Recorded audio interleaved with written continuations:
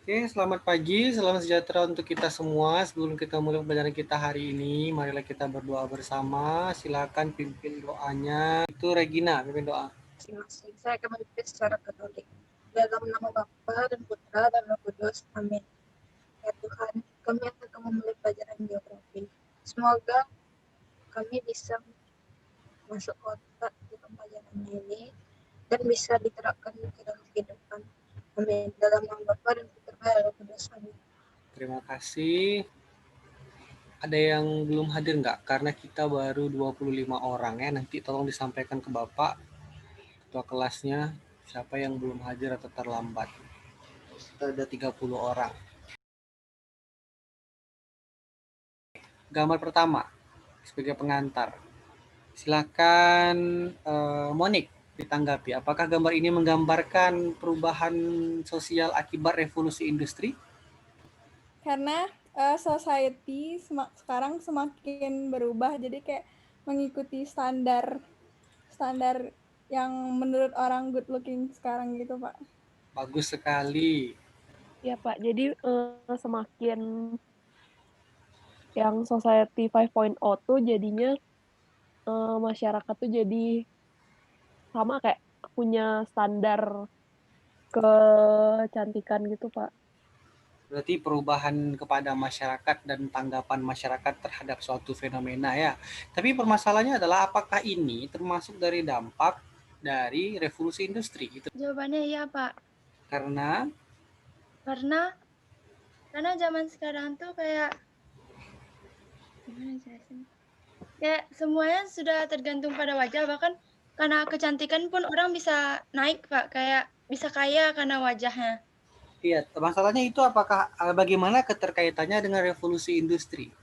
Ya Pak, kalau menurut saya Pak, perkembangan di bidang teknologi atau khusus kecantikan Pak semakin tinggi, contohnya seperti operasi plastik ataupun contohnya seperti skincare Pak, banyak orang gunakan sekarang gitu Pak. Oke, pada dasarnya perubahan yang di sini disebabkan oleh perubahan pola pikir. Pola pikir juga disebabkan oleh perubahan dari revolusi industri. Dampaknya negatif karena adanya revolusi industri keempat yang memperkenalkan internet, itu membuat orang jadi berubah standar kecantikannya. Apakah gambar tersebut menggambarkan dampak dari perubahan sosial karena revolusi industri? Sekarang kita ke topiknya. Bapak akan menyampaikan tujuan pembelajaran kita itu untuk berbasis masalah, untuk mengkomunikasikan argumen. Tahapan kita ini untuk merangsang kemampuan berpikir kritis, dan debat interaktif kita tentang revolusi industri dan dampaknya di kehidupan manusia.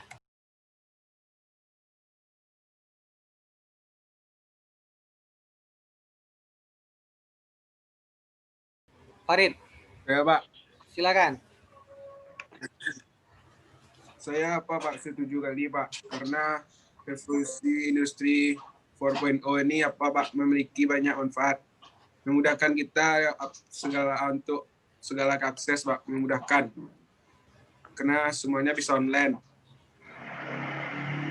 Ada contoh konkret Pak, lebih terjangkau. Kayak misalnya misalnya mau beli sesuatu Pak, kita bisa di rumah aja tinggal pesan online Pak, karena internet sudah keterkaitan semuanya Pak.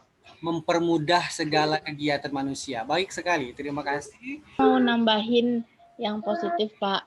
Selain memudahkan kegiatan manusia, kita juga dapat lebih mudah mendapatkan informasi dari luar negeri Pak. Seperti kayak tentang beasiswa atau tentang kayak topik-topik hangat gitu Pak. Jadi kayak informasi itu lebih cepat sampai gitu Pak.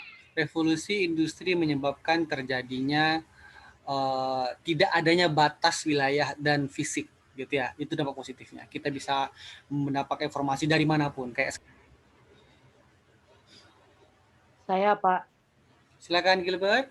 Saya tidak setuju Pak, karena kan pada saat ini online Pak atau apapun, jadi orang masyarakat itu jadi lebih individualis Pak, atau mementingkan diri mereka sendiri. Mereka lebih jarang kontak, mereka hanya bisa melalui Zoom atau lain-lain Pak. Mereka nggak bisa kontak secara langsung atau tatap muka, Pak. Selain itu orang lebih malas-malasan, Pak, karena adanya teknologi.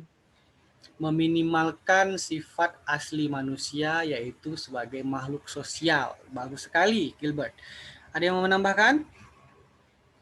Oh, Pak. Silakan. Monica. Nick. Saya menyangkal kata Ferinda tadi, Pak. Boleh. Soalnya kan Ferin bilang kan bisa mendapatkan informasi atau ya informasi dari manapun. Iya. Kalau menurut saya itu udah dari revolusi 3.0. Jadi itu nggak termasuk kayak keunggulan di revolusi 4.0 gitu. Jadi kayak udah biasa di revolusi sebelumnya. Jadi tidak termasuk keunggulan di revolusi sekarang gitu loh. Oke. Kayak dari dulu udah bisa cari informasi gitu. Oke, berarti dia juga termasuk dampak revolusi industri tapi bukan revolusi 4.0. Oke, ada yang mau menambahkan? Kita masuk ke bagian kedua, tambahan, silakan. Ya, Pak. Silakan. Saya setuju, Pak. Alasannya? Alasannya kan sekarang orang nih kayak banyak menggunakan alat-alat canggih ini, jadi kayak semakin banyak orang yang memanfaatkan teknologi itu untuk kayak berwirausaha gitu, Pak. Mempermudah akses terhadap kegiatan perekonomian. Oke. Ada yang Saya tak setuju, Pak. silakan. Saya tak setuju karena semakin meningkatnya berita hoax, Pak. Iya. Industri 4.0 ini mengurangi interaksi sosial di masyarakat sehingga menjadi sarana penyebaran berita bohong, Pak.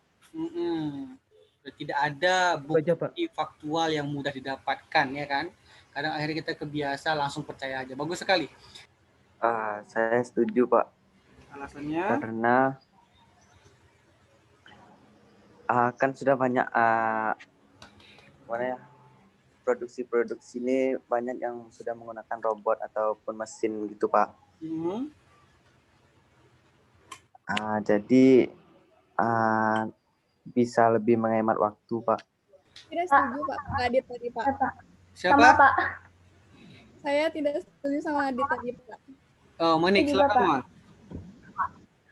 Kan kata Adit, robot bisa menggantikan manusia kan. Tentu itu kayak bisa mengurangi lapangan pekerjaan di Indonesia. Sedangkan Indonesia tercatat peringkat 9 menyumbang sekitar 0,21% dari jumlah pengangguran di seluruh dunia. Terus jadi kayak menambah pengangguran di Indonesia karena buru-buru digantikan sama robot gitu. Silakan Ferin dulu. Saya menyangkal yang dari Monik, Pak. Silakan. Soalnya, Pak, kalau robot itu kan dibuat oleh manusia. Jadi yang mengatur robot itu adalah manusia. Jadi nggak sepenuhnya harus robot itu diatur sama robotnya sendiri. Enggak dong. Soalnya kan yang membuat robot itu manusianya. Ya, jadi yang mengontrolnya itu manusianya sendiri, Pak. Jadi tetap aja meskipun digantikan robot. Oke, silakan. Monik, silakan.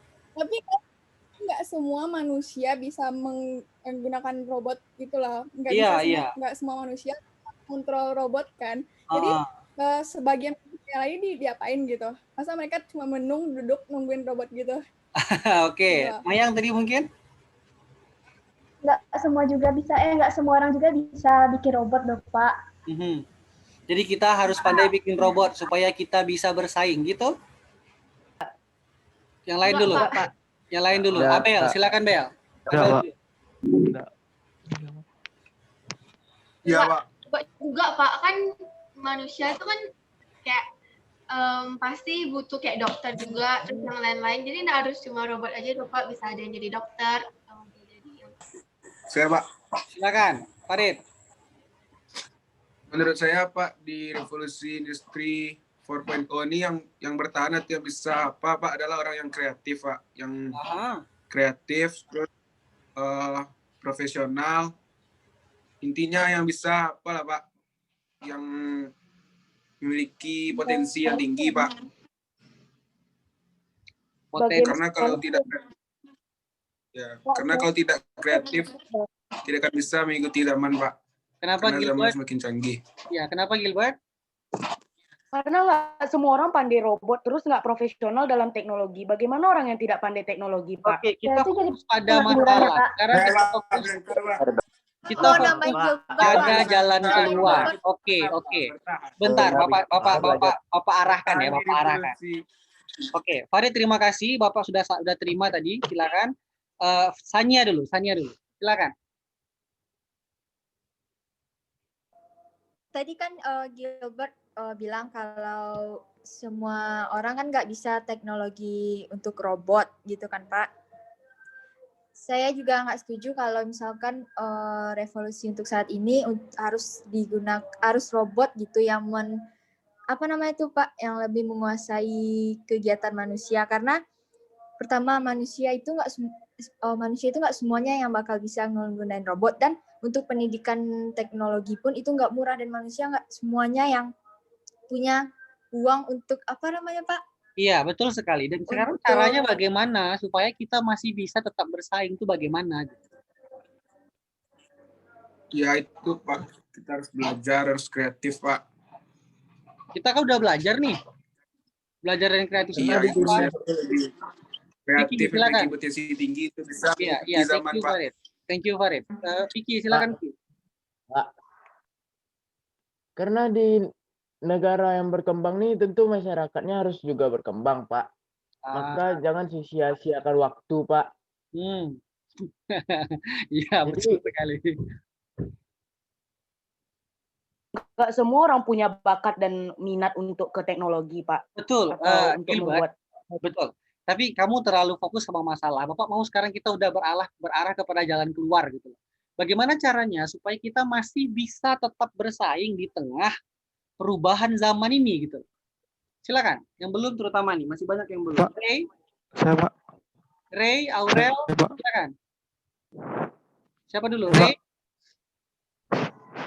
Pak. Ondi, silakan Ondi.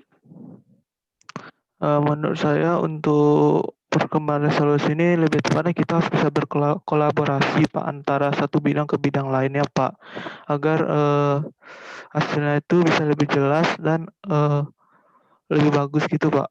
Berarti maksudnya kita harus mengedepankan pemahaman menyeluruh. Kalau bahasanya kita itu adalah pengetahuan yang apa istilahnya, terintegrasi itu namanya. Ya, bagus sekali Ondi pendapatnya. Ada yang lain yang bisa lebih menguatkan mungkin dengan fakta-fakta konkret? Bilang tadi Pak, teknologi yang cara supaya dapat bersaing dengan orang lain tuh kita bisa mempersatukannya itu dengan teknologi yang lain-lain tuh Pak. Seperti kayak apa, ilmu teknologi kayak kedokteran itu juga Pak. Itu kan masih digunakan nanti kalau misalkan teknologi yang robot itu sudah berkembang Pak. Oke.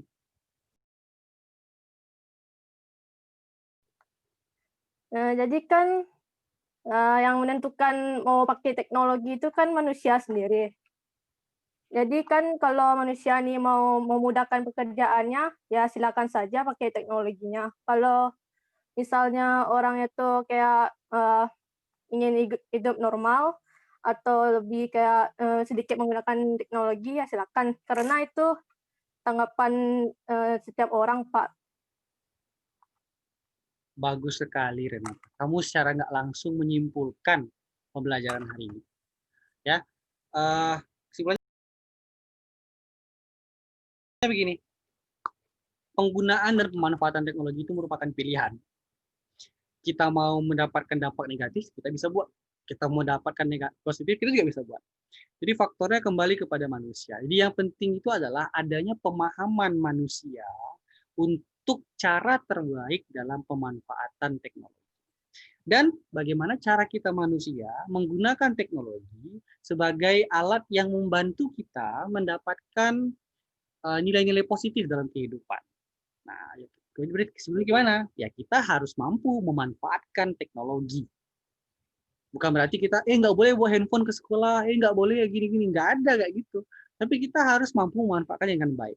Terlalu banyak gaming, bagus nggak? Ada bagusnya, meningkatkan daya saing. Tapi kalau terlalu banyak juga, ya nggak bagus juga, yang lain ketinggalan. Nah, sederhananya seperti itu. Terima kasih banyak Renata udah share nggak langsung menyimpulkan pembelajaran hari ini.